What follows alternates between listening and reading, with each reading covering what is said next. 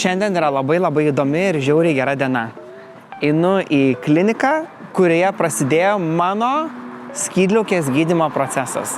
O einu susitikti su gydytoja, kuri yra best of the best. Tai koks buvo mano individualus atvejis, nes manęs klausia labai daug pažįstamų ir artimųjų ir tikrai bet kam pasipasakoju ir pasidalinu, kažkaip taip bet paskutiniu metu, kad su kiek žmonių be pakalbu, atrodo visi tikrai, kaip ne visi, bet dauguma, turi įvairiausio sąlyčio su ta skydliauke.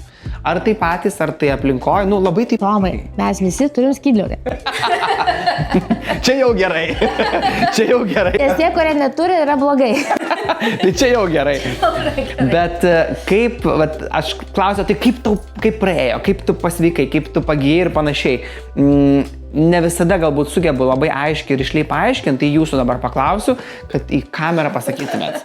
Tai va čia ir yra tas didysis menas, kad skydliaukę, vienas dalykas mes pačią skydliaukę tvarkėm, padėjom ir jai pamaitinti ją, palaikyti su vairiais vaistais, mažinom uždegimą ir tvarkėm visą kitą. Tvarkėm visus kitus hormonus, ir streso reagavimą, ir nerimą, ir nuotaikų niuansus, ir hormonų išsibalansavimą, ir insuliną, ir skydliaukę, ir kepenis.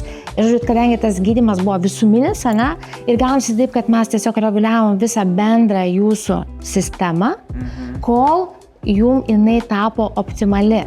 Jinai nėra ideali.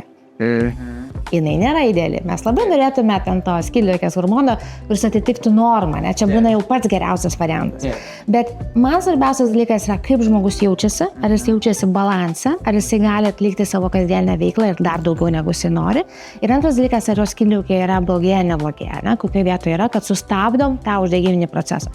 Kartais pavyksta viena, kartais pavyksta kita, visai būna šioje situacijoje, nes čia mes staiga nepadarom jums naujos skydliaukės, bet tiesiog dirbam su tuo, kas yra. Visaip yra. Pavyzdžiui, turiu pacientų, kur, pavyzdžiui, mes sutvarkom visą kitą, bet skydliaukės veikimas yra 50%.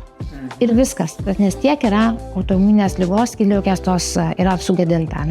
O kartais, kaip minėjau, kad ypatinga autoimuninio tiroidito metu yra visa kita išsibalansavę, tai mes tą visą kitą ir subalansuojam. Taip, tą drugelį visą laiką atsiminsiu. Tai ačiū už drugelį. Evelina, ačiū labai. Ačiū labai.